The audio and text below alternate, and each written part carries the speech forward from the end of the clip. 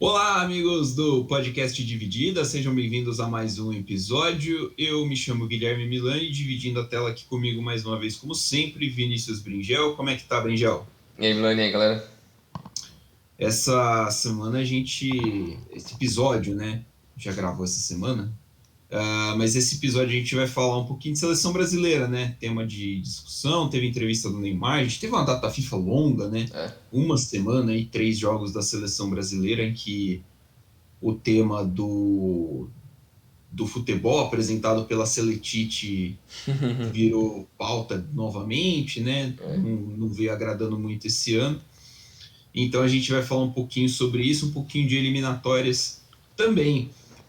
Bringel, qual que é a combinação de uniforme que você mais gosta da seleção brasileira? Quando eles não estão em campo. Mentira. Cara, eu sinceramente, eu lembro de uma branca e azul que eu achava muito legal. Eu não lembro o ano disso. Você lembra disso? Uma branca e azul?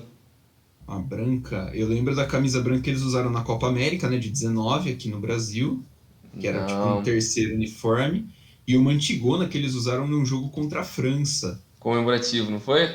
Foi, em homenagem aos 100 anos da FIFA. Deixa eu ver se eu Que acho. aí Mas, botaram Brasil e França para jogar lá, acho que no Stade de France, porque eram os últimos dois campeões mundiais, foi 2004, acho. mas essa branca eu acho show. Pra quem puder procurar aí, é bem bacana. Essa branca tem até uma foto. Eu procurei aqui, tem uma foto do Neymar. Tem até do Daniel Alves, mano. Putz, agora eu não Não, gosto aí mais não. já virou várzea a camisa, Virou lixo. Não quero já não. virou várzea. Eu sou muito fã da seleção brasileira de branco, achei que acho que a seleção brasileira ficava muito bem de branco, acho que Acho que é bacana. devia usar mais vezes, né? Mas a uniforme azul também é bonito. Eu não gosto muito da camiseta amarela, não. Eu também não. O amarelo é difícil de combinar, né? É. Tipo, É porque só o tem isso. Brasil usa uma camiseta dessa com uma cor dessa, que é tradicional do Brasil, é o branco, é o amarelo com verde. É o Sim, tradicionalzão, mas sei lá, não me agrada muito não. Visualmente não visualmente me não. atrai. E sempre quando eles lançam modelos novos, parece a mesma coisa. Porque você não É, pode mudar, porque você tem que ser aquele amarelo limpo e alguma coisa na gola ou na manga verde. sempre um detalhezinho, né? É, O que dá uma quebrada legal é quando a Nike mete, tipo, o templatezão, né? Igual fizeram na Copa de 2002, né? Que tinha o detalhe era igual para todas as camisas, né? Aquela de 2005 também era. Mas, enfim. você lembra É, aquela, não, rapidão. Você lembra aquela que o Damião usou, acho que naquele clássico das Américas, que ele deu uma carretilha no. no cara da Argentina, é uma Aquela que tem camiseta era horrível, tinha um uma retângulo. barra. Não, aquela é muito feia, velho. Aquilo é um Aquilo lixo. ali era muito feio. Cara, quem inventou aquilo tá drogado, não é possível. A Nike, naquela ali, a Nike caprichou, porque aquela é com certeza uma das camisas mais feias que a seleção brasileira já teve em toda a sua Nossa, história. ridículo. Mas não é sobre camisetas que a gente vai falar, é sobre outras coisas. Não vamos falar somente sobre camisetas. Vamos começar então falando um pouquinho do desempenho, né, da seleção brasileira nos jogos nessas eliminatórias. O Brasil lidera, né, as eliminatórias da Comebol. Até agora são 11 jogos, né? A gente está gravando depois do jogo contra o Uruguai, em casa Isso, que o Brasil venceu por 4-1. O Brasil tem isso. 10 vitórias e um empate, nenhuma derrota, são 26 gols feitos, é o melhor ataque da competição, são 4 gols sofridos, é a melhor defesa da competição. Não chega assim, não chega certinho a ser uma competição, né? É uma eliminatória, mas tem esses dados. Sim. E mesmo assim, o futebol apresentado na maioria dos jogos é uma merda, né? O melhor jogo que a seleção fez, inclusive o Casagrande falou no Globo Esporte que o melhor jogo que a seleção fez pós-Copa de 2018 foi esse contra o Uruguai. É. Eu concordo.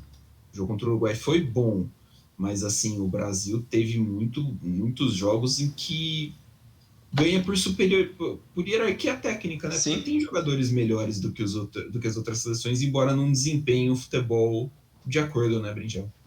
É, algo que até a gente tava falando. A gente já falou em outros episódios também, né? Como o nível do futebol da América do Sul caiu bastante nos últimos anos, né? É bem evidente que as outras seleções tiveram e ainda têm uma dificuldade maior em se reformular, de trazer novos talentos, trabalhar a base, né? Algo que eu acho engraçado, porque se você comparar com outros países na Europa que tem uma população de certa forma similar, eles têm muito mais capacidade para formar jogadores de alto nível do que alguns países da América do Sul. Porque tirando a Argentina e o Brasil, os outros têm bastante dificuldade de fazer isso, né? Tanto que vira e mexe tem algum ciclo, algum período de 8, 10 anos que um Uruguai, um Chile, uma Colômbia tem bastante dificuldade até achar uma nova safra e conseguir mesclar, né?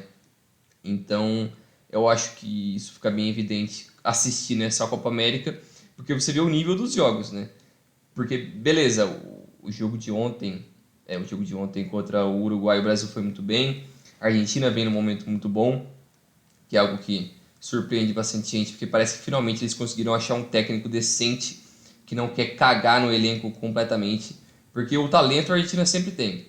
Pode não ser uma constelação, mas tem sempre muito talento. E você tem o Messi. Ainda é o Messi. Então resolve muita coisa, salva muito a pele da seleção em vários momentos.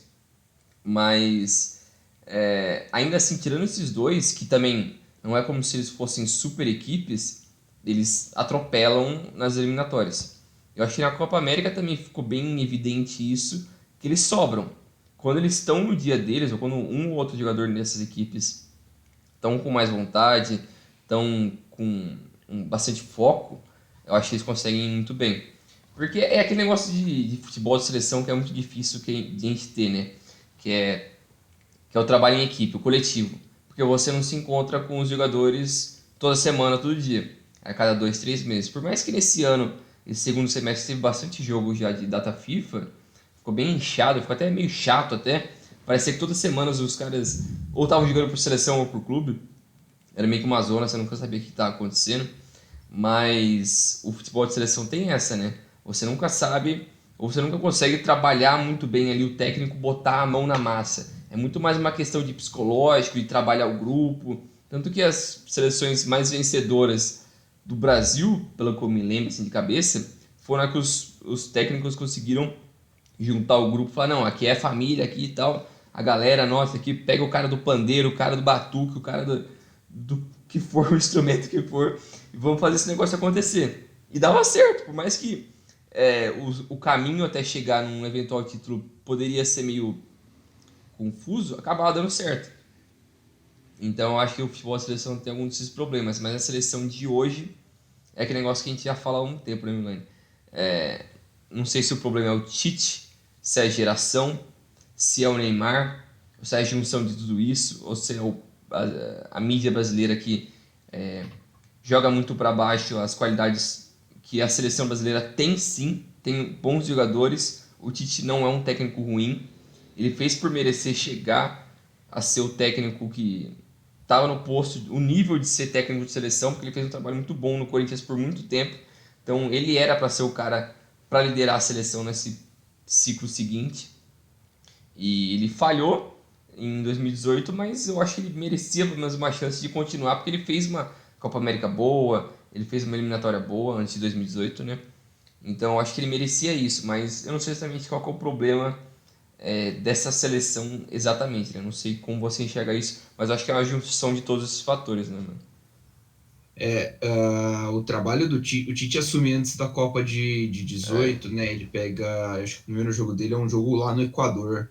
Equador voando nas eliminatórias e o Brasil faz um 3-0 assim com uma boa partida. é, Aí vai para a Copa, né? O Tite não, acho que já tinha passado as duas Copas América, então o Tite foi, a primeira Copa América do Tite foi de 19, que foi a que ele foi campeão também. Só que para mim assim, dá para perceber que o trabalho do Tite, o coletivo da seleção brasileira, piorou da Copa do Mundo para cá. O Tite ele é eu acho ele um técnico muito pragmático, sim, né? Então não que seja um problema, é uma característica dele. E aí o que a gente fala para time, né, para clubes, também tem que valer para a seleção. Você está contratando o técnico, você sabe da forma que ele trabalha, você sabia que o Tite era pragmático, porque ele sempre foi a carreira inteira dele. Então, o trabalho deu uma evoluída, o trabalho deu uma piorada para mim da Copa de 18 para cá, o que não significa que é ruim, mas assim, sim. você percebe que o time pode mais, você percebe que falta, né, alguma coisa. Uma das coisas que mais me incomoda sempre é o Neymar, uma coisa que eu sei que te incomoda também, é o fato do Neymar ter que buscar a bola muito É, longe no campo, né? E assim, não precisa, ele podia receber essa bola um pouquinho mais perto, mas por que ele não recebe? Porque o Tite não achou o cara que faz a função do Renato Augusto é, ainda, que seria o cara que entregaria essa bola um pouquinho mais é. na frente, e ele não tem ainda esse jogador. Eu não sei se isso também é uma deficiência técnica do Tite, de não conseguir variar um pouco do estilo de jogo que ele sempre foi muito fiel, que era aquele do Corinthians, com um cara como o Paulinho, que fazia tipo um box-to-box, como um Renato Augusto, que eram aqueles caras que se identificavam muito com o estilo de jogo do Tite. Tanto que quando ele foi para a seleção, esses caras foram automaticamente e jogaram muito bem. Eles fizeram por merecer. Paulinho foi muito bem por vários jogos. Então, por mais que ele não é um super Vários jogador, jogos que não foram jogos de Copa do Mundo. sim, por mais que ele também não é um super jogador, mas ele jogava muito bem dentro na mão do Tite, né? Então, não sei se isso que você está falando, se é um problema também dele conseguir fazer essa variação, ou se é porque não tem esse talento do brasileiro para ele conseguir achar, não, esse cara vai conseguir fazer a função que eu quero. Ou se ele está tentando inventar demais e acaba se perdendo nisso. Então, aí é que fica a dúvida, né? Porque ele testou bastante gente, né, nessa função. Ele já testou o Fred, ele já testou o Paquetá, ele já testou o Gerson. O Gerson foi testado agora contra a Venezuela, fez um jogo horroroso contra a Venezuela. Então, assim, não sei. Uma das principais qualidades que um técnico de seleção precisa ter é a de analisar contextos. Esse é outro ponto. Analisar contexto. Você chamar o cara pelo que ele apresentou, sei lá, 10, 10 semanas atrás ou na data FIFA anterior, talvez não compense. Você tem que saber analisar o contexto e perceber, ó, talvez esse cara que está estourando aqui, esse cara que faça essa função aqui, mesmo que ele não seja muito melhor que muita gente, ele possa contribuir de uma forma para o meu time andar melhor. Acho que o principal exemplo disso é o Rafinha, É, porque ele tentou muito também achar um cara para jogar aberto lá do outro lado, e é o Gabriel Jesus, é o Everton Ribeiro, é o é, Richarlison. E assim, aí você traz um cara que nem o Rafinha, que tem uma característica diferente, que ele é agudo, ele é driblador, é um cara que vai para cima, ataca a linha de fundo e cria oportunidades de gol, e tá lá, né? O Rafinha tem 3 jogos, 2 gols e 2 assistências pela seleção. Acho que o técnico precisa ter essa percepção. O Tite parece que ele tem essa percepção até certo ponto, né? Assim, ele consegue enxergar essas coisas, mas talvez ele não consiga enxergar soluções tão já, né? Você falou que talvez fosse melhor ele seria melhor se ele tivesse uma variação tática um pouquinho maior, né? Se ele não ficasse tão preso ao que a gente pensa como seguro, né? Como a é, formação de segurança dele, né? E acho que é verdade, porque muitas vezes você vê o Brasil entrando num jogo de eliminatória, sei lá, contra a Bolívia, contra o Equador em casa, e o Tite entra em campo com o Casemiro segurando o meio-campo, um meio-campo que não vai ter tanta dinâmica, vai sobrecarregar o ataque para chegar. E é claro que o Casemiro é um grande jogador, um cara importante, não é esse o ponto. Mas assim, você precisa testar variações sem ele. Você precisa, até porque o jogo da eliminação da Copa passada o Casemiro não estava é, jogando, né? Quem jogou foi o Fernandinho. sim. Acho que falta um pouquinho disso. Falta um pouquinho também, acho que falta um pouquinho dessa variação. Embora para mim o Tite já tenha o time dele, né, o time na cabeça, né? O time do Tite já está basicamente pronto. A principal dúvida, isso aí foi um trovão? Tá ventando aqui agora e tá. Acho que começou a chover. Mas Que enfim, doideira. continua aí. Vai cair a casa aqui. Acho que a principal dúvida para ele vai ser realmente o atacante, né? Que aí é uma situação que eu acho que ele tá meio amarrado. E, não sei, né? Eu acho que ele deveria levar o Pedro para a Também seleção, acho. pelo menos para testar. E, e talvez a principal opção deva ser o Matheus Cunha. Mas não dá pra você ficar preso, né, nesses caras. Então, é porque é exatamente isso que você tinha falado antes, né? Esse negócio da variação. Porque às vezes você fica tão preso no estilo de jogo onde o Casemiro é muito essencial, chega num momento de Copa que ele se machuca, ou é suspenso, ou uma equipe que consegue trabalhar muito para isolar ele. O que você vai fazer? Você tem que ter variação. Você tem que criar alguma forma de combater esse modo defensivo da equipe adversária. Que em qualquer esporte isso vai existir. Você tem a proposta, o cara tem que revidar isso, você tem que achar outra forma de combater o que ele está propondo. Em qualquer esporte vai ser assim. E eu acho que, historicamente, pelo menos nas últimas ciclos de Copa, o Brasil vem tendo muita dificuldade em fazer isso. Lembra com o Dunga. O Dunga, por mais que naquela Copa eu acho que o problema não foi nem tanto ele, foi aquele jogo contra a Holanda com que o Felipe Melo deu uma cagada, os jogadores acho que se perderam um pouco no psicológico. Mas enfim, o time estava bem, mas o Elano estava voando, o Luiz Fabiano estava voando. Tinham caras que estavam muito bem, mas não eram super estrelas. Mas se você olhava o banco, nesse momento crítico que o Brasil estava naquele jogo, quem que tinha lá? O Nilmar, o Grafite. Você pensava, mano, que é isso? O Kleberson, né, cara? Era Nossa, o 2010 e tinha o Kleberson. O Gilberto tava nessa, lateral esquerdo. O Cara, Gilberto. que você vai fazer com isso no banco? Beleza, você pode respeitar totalmente eles, são bons jogadores. Naquele momento, eles possivelmente viviam bons momentos. O Grafite no Wolfsburg estava bem. O Neymar, eu nem sei onde o Neymar O estava. Neymar acho que estava no Vila Real nessa época. Ah, foi naquela época que ele fazia dupla de ataque com aquele italiano. Giuseppe Rossi? Isso, Não. isso. Era com o Rossi, não era? Ah, não lembro. Mas Eu acho que ele tava no Vila Real. Enfim, beleza, tem que respeitar o momento dos jogadores, mas também tem que entender como aquele estilo de jogo pode se aplicar dentro de algo que você não tem. Porque você tem que esperar pelo inevitável, pelo que você não pode prever. E eu acho que isso é o que vários técnicos brasileiros nos últimos anos, nos últimos ciclos, vêm tendo bastante dificuldade. E um exemplo disso é olhando para os jogadores que mais fizeram partidas pela seleção nessa eliminatória agora para a Copa 2020. Quem lidera em minutos jogados é o Danilo, 858 minutos.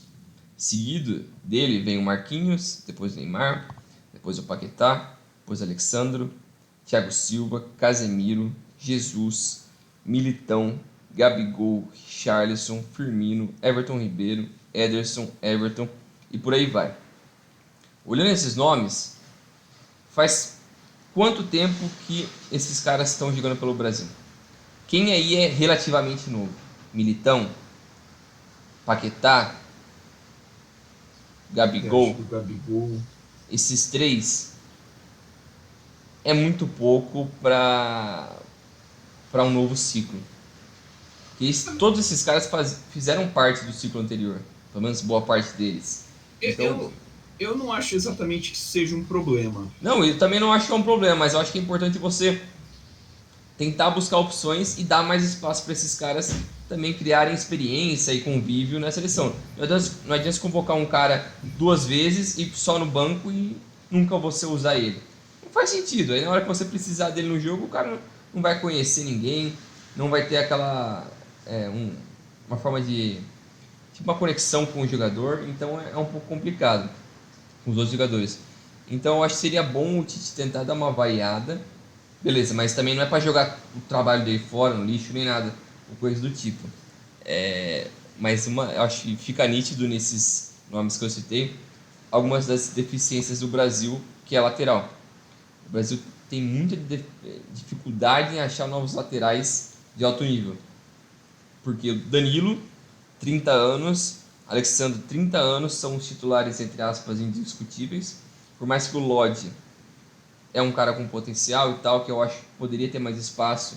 Ele joga no Atlético, é um bom jogador, tem muito conhecimento tático por jogar com o Simeone, tem muito potencial para evoluir também.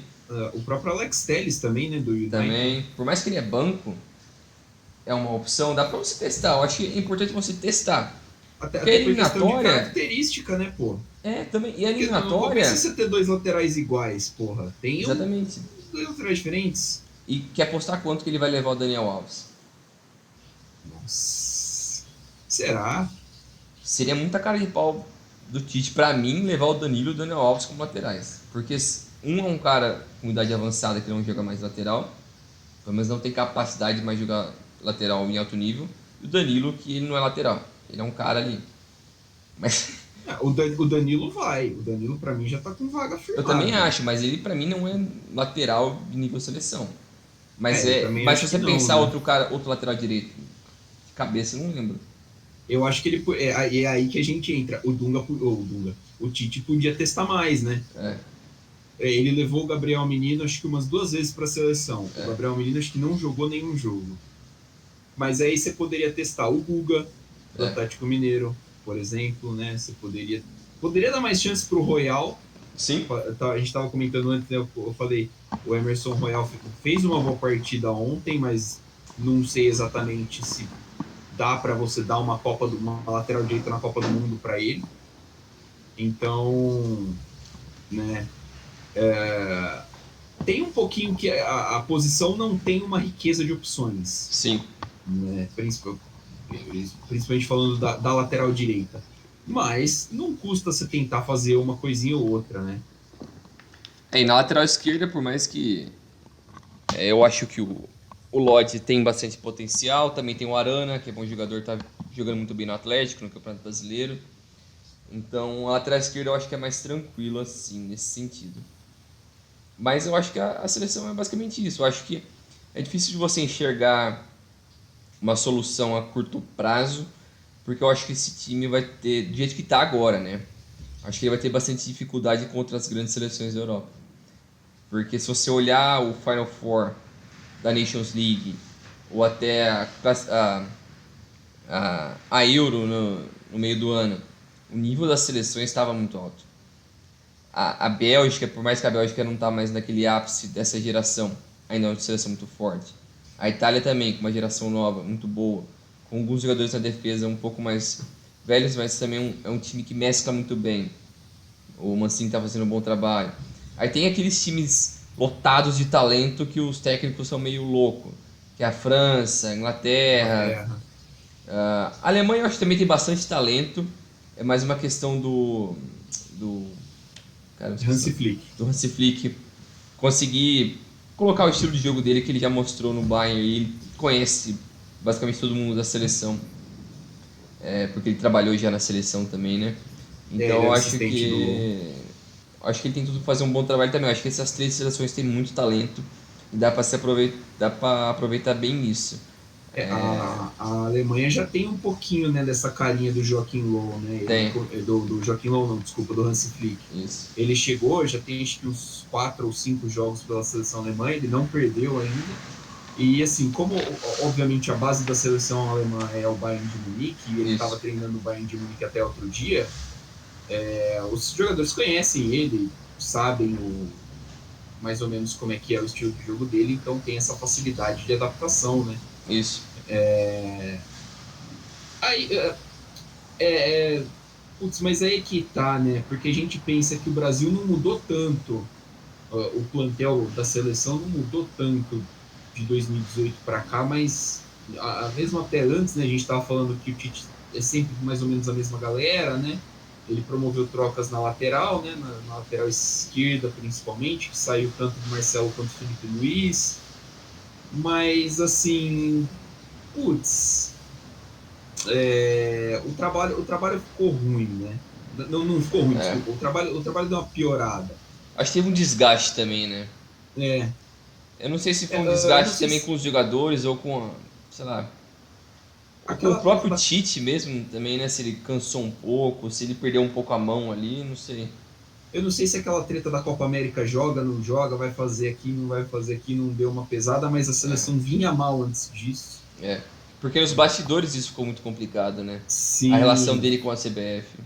sim. Eu tava lembrando, a hora que a gente tava falando aqui, do primeiro jogo que o Brasil fez esse ano, pelas eliminatórias da Copa, que foi no dia 4 de junho. Lá no Beira-Rio foi um Brasil 2, Equador 0. O jogo foi horroroso. O Equador não ameaçou o Brasil em momento nenhum e o Brasil não conseguia criar contra o Equador. E aí precisou algumas mudanças do Tite. O Tite puxou o Neymar um pouco mais para o meio para fazer a função que ele está fazendo hoje, né, que é a do playmaker, do criador ali de jogadas. E aí nasceram os gols, né, foi um do Richarlison e um do próprio Neymar de pênalti no fim do jogo. Eu tava lembrando disso. Então, assim, é um problema que a seleção brasileira já vem tendo há algum tempo. Né? E aí cabe, claro, ao Tite resolver, seja com peças novas, seja mudando esquema. Mas também pode ser que tenha ficado meio batido, né? A galera já tenha adivinhado, fala assim, ó, o Tite vai armar, o time vai jogar mais ou menos dessa maneira, né? A gente vai, se a gente fechar os espaços aqui, os espaços ali, vai dar melhor, porque vai sobrecarregar um jogador só na criação. É algo que realmente dá uma preocupada para a Copa do Mundo. Né? O Brasil está virtualmente classificado, dá uma preocupada se quando for pegar assim alguma seleção mais forte. Isso também preocupa por conta do Neymar, né? Porque o Neymar é a peça principal da seleção brasileira, porque ele é o maior talento dessa geração. E essa semana, que a gente está gravando, né? No início da semana, acho que foi segunda. Ele gravou uma entrevista pro DAZN e ele comentou que essa possivelmente vai ser a última Copa dele, porque ele acha que não vai ter mais cabeça para futebol depois disso. Ele acabou pegando muita gente de surpresa, e a mim também, obviamente, porque a gente não espera. O torcedor sempre tem aquela ilusão, né? O cara sabe fazer isso com a bola, então ele tem que ficar eternamente fazendo isso, até a gente cansar. O que não funciona assim, o cara tem a vida dele. Ou até surgir alguém, né, para substituir ele, né? Sim, se ele aposentar hoje, vai sempre ficar alguém falando, porra, mas cadê o Neymar? Pô, o Neymar podia estar aqui, o Neymar podia contribuir nisso, naquilo. Eles sempre iam ficar olhando para o passado e não para o presente. E é muito complicado você analisar essa questão do Neymar, porque eu acho que dá para você olhar por diversas formas, né? A questão técnica dele, a questão de jogo mesmo, assim, como ele está desempenhando dentro de campo, a relação dele fora de campo, que eu acho que dá para você também olhar de inúmeras outras formas, como o esporte chegou num nível tão absurdo, acho que a presença de redes sociais ajudou muito isso também, que botou uma pressão ridícula nas costas de um ser humano que só tá trampando. Ele tá fazendo o trampo dele. E eu acho que foi, pra mim, é um absurdo o que o Milton Leite falou essa semana, que o Neymar ganha para isso. Ele ganha milhões para isso, para aguentar esse tipo de pressão, de cobrança, de esse cara, esse negócio fora da realidade, porque o que para mim é um absurdo. Querendo ou não, o cara tá fazendo o trampo dele. Ele tá ali, ele tá abraçando a responsabilidade de defender a nação, o PSG, o clube qualquer que ele vai jogar depois, os companheiros dele, a família dele. Ele tá fazendo isso por todo mundo. Então exigir tudo isso de uma pessoa é muito cruel. É muito cruel. E eu tenho várias ressalvas à forma como o Neymar leva o estilo de vida dele fora de campo, mas o problema é dele. Eu acho que é incrível quando o jogador é um exemplo como ser humano, como personalidade fora de campo. Fora de quadra, fora de qualquer que seja o esporte dele. Eu acho incrível, é um ponto a mais para você falar tão bem do cara depois que ele aposentar, ou daqui a 20, 30 anos. Você fala, putz, aquele cara foi importante para a geração dele, para a sociedade, para a cidade dele, para a evolução disso, daquilo, ele contribuiu nisso, naquilo. Eu acho que é fodido quando um cara faz isso pelo mundo. Mas não é obrigação de todo cara que é um superstar ser assim também. Às vezes o cara só quer ter uma vida normal. Às vezes ele só quer chegar em casa, tomar um monte de breja, ficar loucaço. E é isso aí. Às vezes ele só quer ir colar com os amigos dele numa balada e fazer umas merdas. Às vezes ele só quer acordar meio-dia no domingo e é isso aí. Às vezes ele só quer coçar e assistir Netflix o dia inteiro e é isso aí também. E beleza, né? Ele tem direito disso, ele ganhou dinheiro pra isso, pra ele poder fazer o que ele quiser. Então é muito cruel a gente exigir tanto assim do cara. Mas eu tenho as minhas ressalvas em relação ao que ele faz dentro de campo.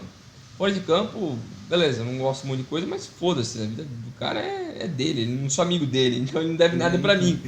não Mas, cometendo nenhum crime, né, mano? Tá mano, suave.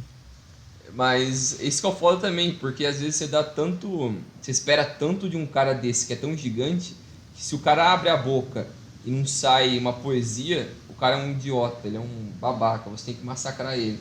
Putz, o cara não é obrigado a ser formado em 5 faculdades e ter um conhecimento de um, sei lá, mano, um mestre, um doutor. Mano, o cara jogou bola, velho, no Ele é só. Brasil ainda. O cara largou, deve ter largado a escola com 13 anos.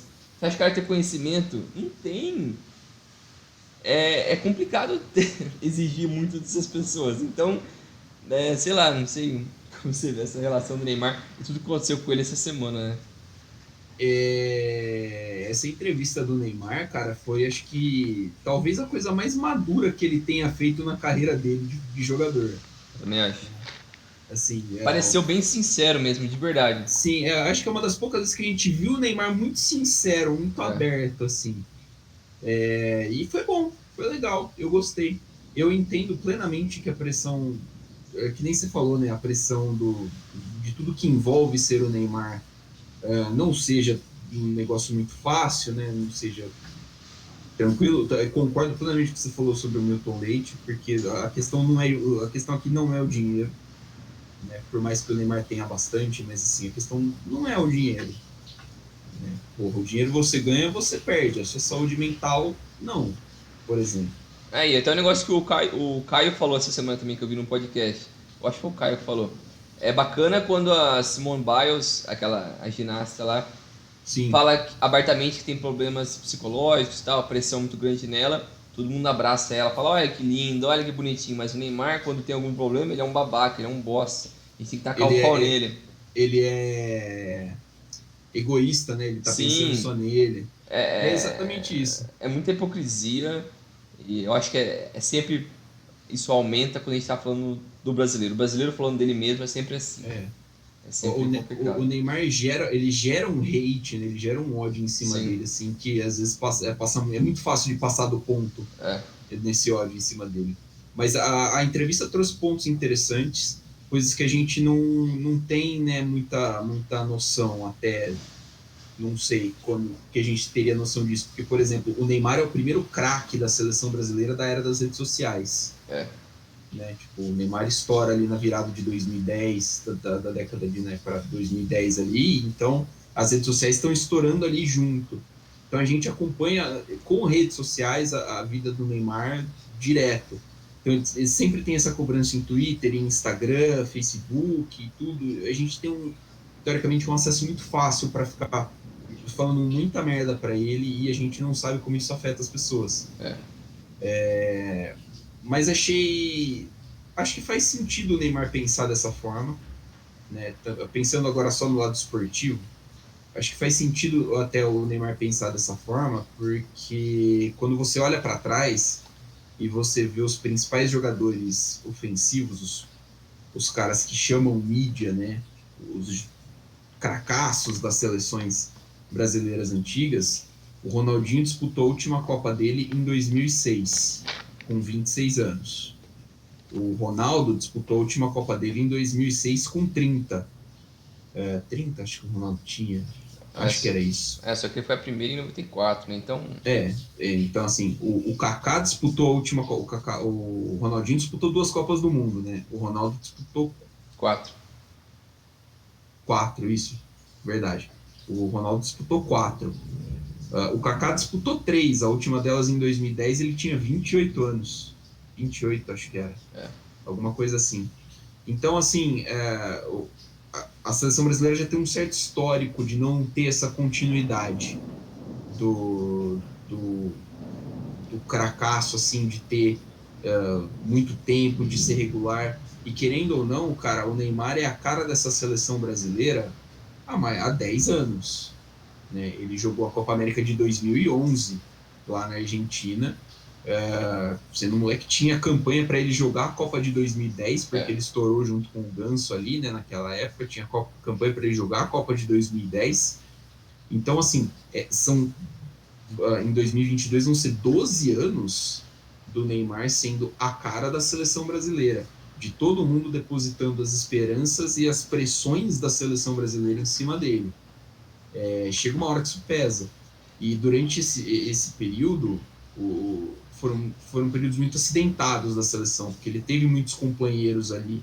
Ele tem jogador que está com ele até hoje. O Thiago Silva também é dessa época. Acho que é o único também, né? Que é o mais experiente. Eu acho que só... O Fred jogou bastante tempo, mas é principalmente ele. O Marcelo também jogou durante muito tempo. O Daniel Alves também. O Daniel Alves também. Né? Daniel Alves até um pouco mais antigo, mas assim, a cobrança em cima do Thiago Silva, a cobrança em cima do Daniel Alves não vai ser de pegar a bola e resolver o jogo igual é o Neymar. E o Neymar não pode se permitir ter um jogo abaixo. Né? O jogo do Neymar tem que ser sempre nota 10, que é o que se espera do camisa 10 da seleção brasileira. Então, assim, é normal que isso canse ele, é normal que ele não queira, que ele não tenha a menor vontade de passar por isso mais uma vez. Vai lembrar que a primeira Copa que ele jogou foi a Copa aqui no Brasil, né? E jogar uma Copa em casa já pressupõe uma pressão muito grande, porque você tem que ir bem. O Brasil é considerado favorito sempre, então ganhar ou é tragédia. Sim. No caso do Brasil foi uma tragédia gigantesca, né?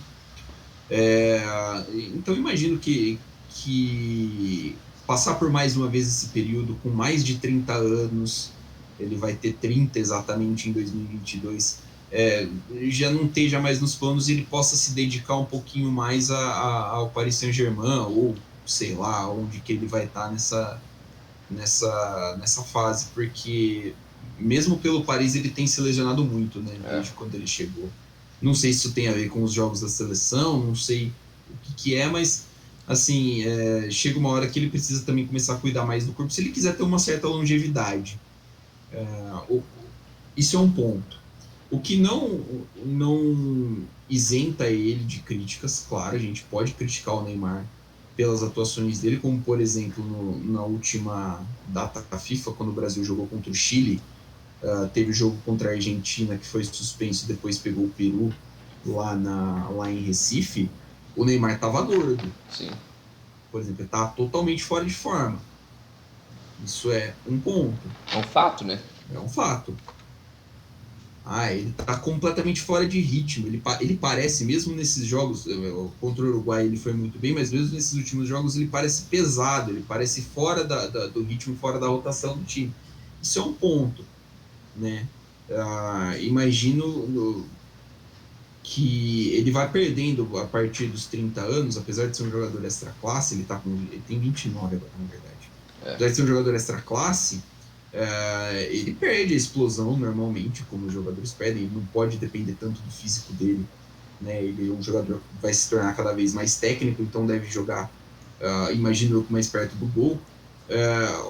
Não dá para a seleção brasileira depender somente disso. Então, acho que assim, precisam se entender em que papel desempenhar tanto o Neymar quanto o Tite, né? Que é ele que escala a seleção.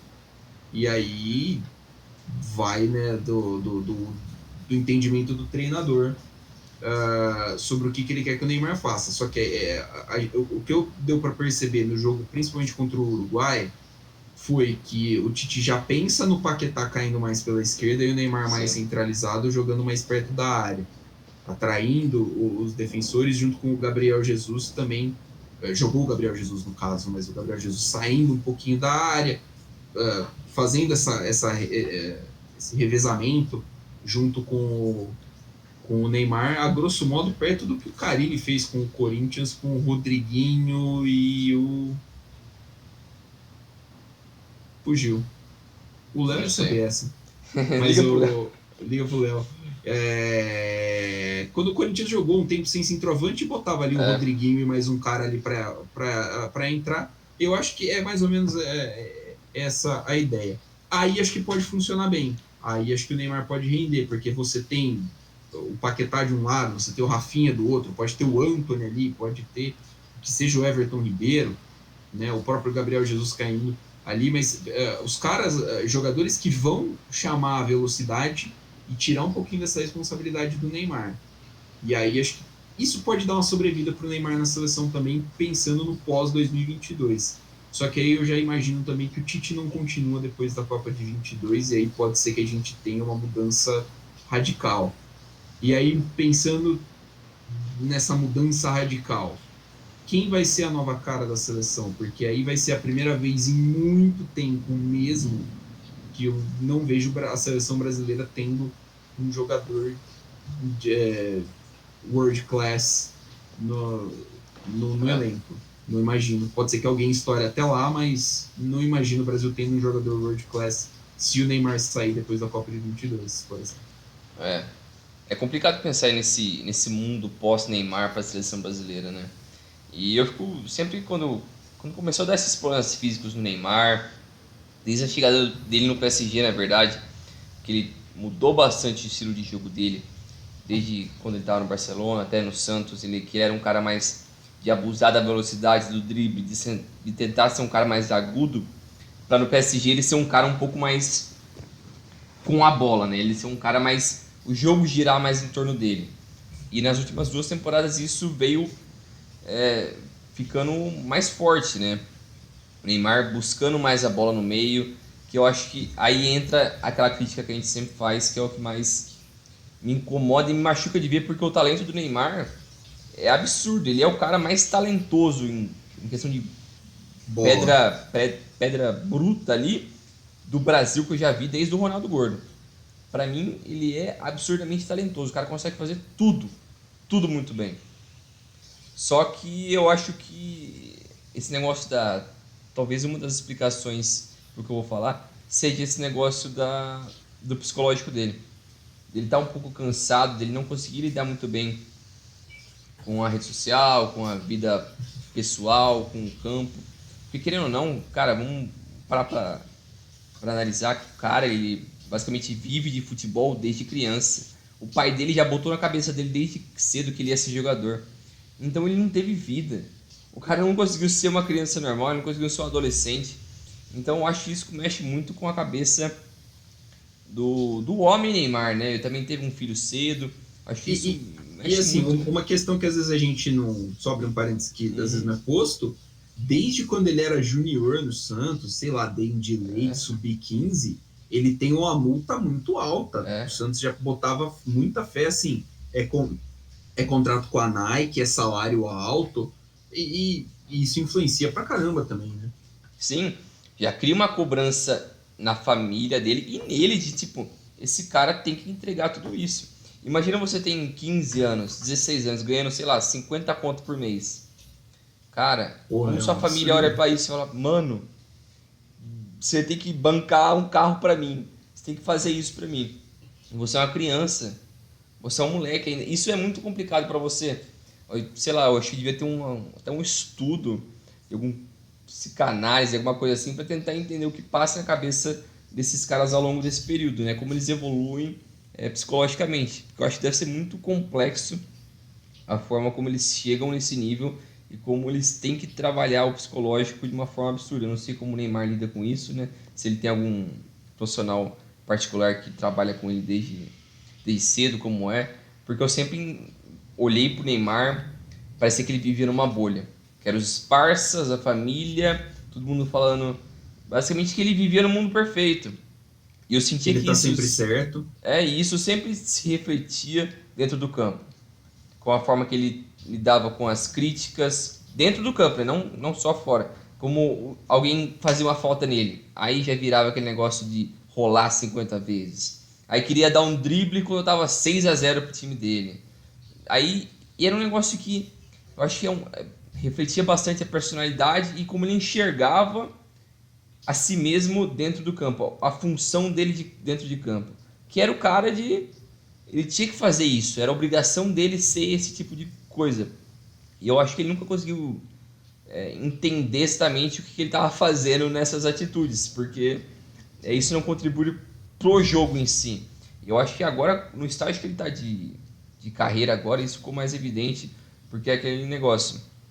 Ele, nos últimos meses, nos últimos 2 anos, ele vem muito buscar a bola atrás. Eu acho que isso, né, na seleção ficou mais evidente por causa dessa carência que a gente estava falando.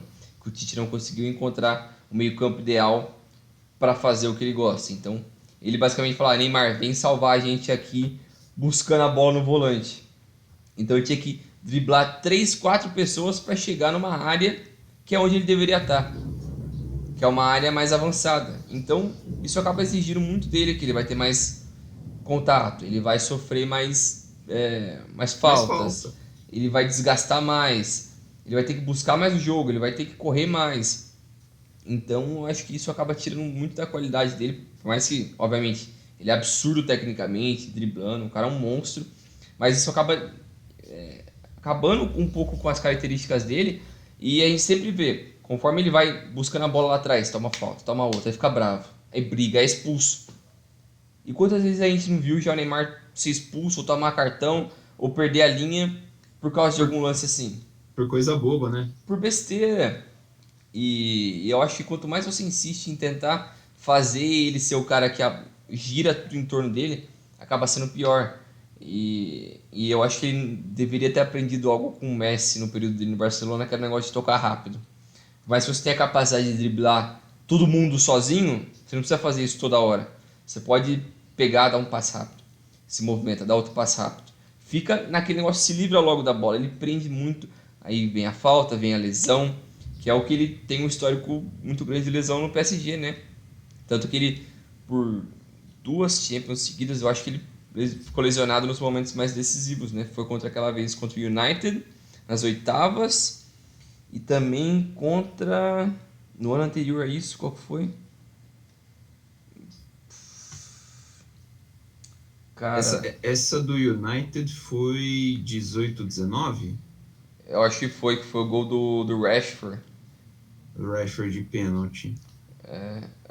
Do ano anterior, Foi uma pro Barcelona? agora eu não lembro. Mas enfim, ele não tinha esse histórico de lesão, né? E no PSG isso aumentou muito, porque ele mudou muito o estilo de jogo dele. Mas é lógico, são só suposições do porquê essas coisas estão acontecendo com ele. O estilo de jogo dele mudou muito. Então eu acho que isso sobrecarrega mais ainda o estilo de jogo dele e a cabeça dele. Eu acho que fica bem evidente que depois dessa entrevista, eu acho que ele deixou mais claro ainda de que ele tá cansando de ser o cara. Que ele só quer chegar num ponto que ele vai virar o Ronaldinho Gaúcho. Que ele foi uma super estrela, conquistou tudo que podia conquistar, mas ele só quer ser um cara normal. É basicamente isso. Na temporada anterior o PSG tinha perdido para o Real Madrid nas oitavas de final. Eu não lembro se é essa. Não estou lembrando desse confronto, para falar a verdade. É, Mas acho que é é, isso. cara, eu acho que é isso mesmo que você falou, né? Muita coisa acaba podendo refletir, acaba podendo ter uma influência em cima do Neymar, e tudo que envolve o Neymar a gente tende a tornar muito grande, né? É. Quando na verdade, por exemplo, você pensar que o Neymar com 30 anos encerrar o ciclo dele na seleção brasileira seria uma coisa normal. É. Talvez ele queira jogar uma Copa América e ganhar uma Copa América que ele nunca ganhou. Vai lembrar que ele não estava em 19, aí vai ter uma Copa América, não sei, em 24, acho. E aí ele joga a Copa América e encerre. Plenamente natural. Né? O Philipp Lahm encerrou a carreira dele como jogador da Alemanha depois da Copa de 14. Eu acho que ele tinha 30 na época, 31, 32, alguma coisa assim. O Maldini não foi para a Copa de 2006 porque ele tinha aposentado, então ele perdeu a chance de ser campeão mundial. Mas é o Sim, Maldini. Ele poderia falar: não, eu vou ficar aqui. eu vou Mas ficar aqui. não, mas ele deu espaço para novas gerações e tá mais que certo. Ele perdeu um título, que eu acho que é o único que ele não tem, mas é o Maldini, não tira o mérito Acho da que carreira não inteira tem. dele. Acho que não tem a Euro, né? Acho que não Ele ganhou a também não Euro. tem Euro, porque a Itália eu acho que conquistou agora depois de, sei lá, 40 anos. Um monte de ano. Perdeu uma final para a França em 2000. É. Ao contrário do que fez o Buffon, né? O Buffon ficou lá, o Buffon, se deixasse, ele Fominha. tava lá até agora. Mas é isso É, aí. Mas é isso aí. Vamos dar tempo de a gente falar um pouquinho de eliminatórias europeias ainda? Vamos falar rapidão, né? Vamos dar uma passadinha. Essa janela de data FIFA, ela garantiu 2 seleções, as primeiras 2 seleções que se classificaram para a Copa do Mundo. A Alemanha, que foi a primeira, e a segunda foi a Dinamarca. Vai lembrar que o Catar já está na Copa do Mundo, né? Não conta como primeiro classificado porque o Catar não disputou a eliminatória com ninguém, porque é o país sede, né? Uhum. Então, até agora já temos 3 países garantidos que vão disputar o torneio em novembro e dezembro de 2022 no Catar, o próprio Catar, a Alemanha e a Dinamarca. No grupo A, das eliminatórias europeias, a gente tem Sérvia em primeiro com 17 pontos, Portugal em segundo com 16, e aí Luxemburgo, Irlanda e Azerbaijão já eliminados. Portugal tem um jogo a menos, né? Vai fazer esse jogo contra a Irlanda no dia 11 de novembro e depois enfrenta a Sérvia no dia 14 de novembro, no jogo que vai decidir quem passa direto, quem vai para repescagem ali, a repescagem europeia. Mesma coisa acontece no grupo B, que a Espanha tem 13 pontos, é a segunda do grupo B. A primeira é a Suécia, que tem 15, a Grécia em terceiro tem 9, ainda pode se classificar, mas só para os playoffs. Geórgia e Kosovo já foram para o saco. Espanha e Suécia se enfrentam no dia 14 de novembro, última rodada também definindo quem vai para a próxima fase, quem vai para as eliminatórias, quem vai para a repescagem. Grupo C, Itália e Suíça, ambos têm 14 pontos, já estão definidos que vão ser esses 2 times que vão disputar a vaga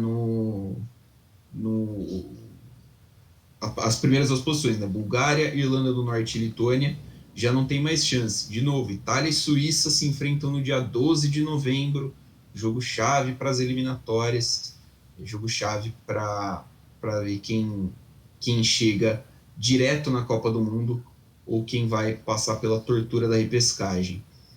Grupo D, a França já está classificada, garantido pelo menos os playoffs, né? Tem 12 pontos. Ucrânia 9, Finlândia 8, Bósnia e Herzegovina 7 e Cazaquistão já eliminado. Ucrânia, Finlândia e Bósnia vão disputar aí uma vaga na repescagem, porque a França deve se classificar de forma direta, não está tendo muito problema, tem aí a atual campeã da Nations League. Quer cantar os outros grupos daí, Brinjel? Tá fácil para você? Tá, grupo E, né? Isso. O grupo E, que quem tá liderando é a Bélgica com 16 pontos. Depois a República Tcheca e País de Gales estão empatados em segundo, mas é porque Gales tem uma partida a menos que a República Tcheca. Então Gales ainda pode passar. Mas aí a Bélgica já está confirmada na Copa também, né? Nos playoffs. Isso. Depois o grupo F, que tem 6 equipes, né? A Dinamarca está liderando com 24 pontos. Depois a Escócia em segundo. E depois Israel, acho que tem uma mínima chance ainda de passar. E é basicamente isso. Depois Áustria, Ilhas Faroe e Moldávia estão fodidos. Nesse grupo, só um negocinho legal, a Dinamarca não tomou gol ainda. A Dinamarca jogou 8 jogos, tem 8 vitórias, 27 gols feitos e nenhum gol sofrido. 100% do 100%. 100% do 100%. A Áustria ainda pode avançar para os playoffs como vencedor de grupo da Nations League. É o jeito da Áustria se classificar ainda. Que desgraça. Esse negócio da Nations League classificar aí Não. ficou confuso. Ficou bem zoado. Confuso. Mas enfim, grupo G.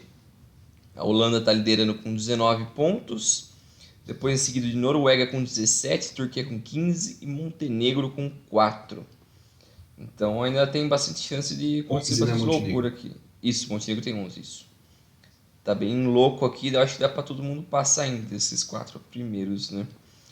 Aí depois o grupo H, com Rússia liderando com 19 pontos, Croácia com 17, e depois Eslováquia, Eslovênia com 10, mas acredito que eles já estão desclassificados, né? Sim, vai ficar entre Croácia e Rússia. Pra ver quem lidera e quem vai playoff, né? Isso, que vão se enfrentar dia 14 de novembro na Croácia, se não estou enganado. Então, depois o grupo I, com Inglaterra com 20 pontos, seguido de Polônia com 17, Albânia com 15 e a Hungria com 12. Putz, se a Polônia perder essa vaga para a Albânia ou para a Hungria, tem que acabar a Polônia, pelo amor de Deus. É. Fica feio, mas a Inglaterra tá bem sossegada aqui, vai passar com tranquilidade. Porque tem San Marino no grupo, então você tem que espancar esses caras. É a obrigação. A Inglaterra ainda joga com San Marino. Né? A Inglaterra pega San Marino e Albânia. O grupo J, que é o último grupo aqui da eliminatória europeia, com a Alemanha que já passou também, com 21 pontos, seguido de Romênia, Macedônia do Norte e Armênia com 12 pontos. Então ali um ponto separando o segundo e o quarto colocado. Tem chance ainda da Armênia, Macedônia do Norte ou a Romênia irem para os playoffs. A Islândia e Liechtenstein já estão fora. Não, a Islândia acho que ainda tem chance, né? A Islândia é só para playoff, mas é bem difícil. Bem difícil. Mas é isso aí. O playoff da UEFA aqui é bem complicado assim, de entender, né? Você tem os 10 grupos, os 6 melhores segundos vão para um confronto de vão para um lado da chave.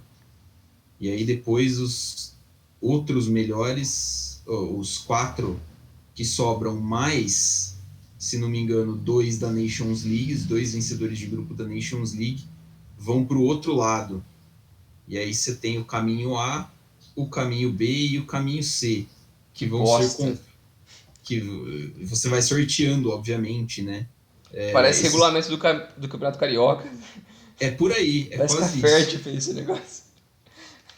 E aí são jogos simples, tá? Não é ir de volta uma em cada país, não, é jogo simples. Provavelmente acho que é na casa do time de melhor campanha. Então, bastante emoção, viu? Bastante emoção aí. Times como Portugal, Espanha, Itália, que ainda podem cair, podem ficar, se não abrir o olho, podem ficar, dependendo de playoff, vai ter que jogar a sorte num joguinho ali e pode deixar bastante gente graúda de fora da Copa. Isso. Falamos de tudo, Bringel? Você está lembrando de alguma coisa mais a falar? Achei isso aí. Valeu, Neymar, se cuida aí, toma um antidepressivo. E é isso aí, é nóis. Exatamente. Fica aí a dica, né? Faça um acompanhamento psicológico, é importante. Valeu, Bringel. Valeu, até a próxima. Valeu, Milani. Valeu, pessoal. Até mais. Valeu, galera. Até a próxima. Semana que vem tem mais.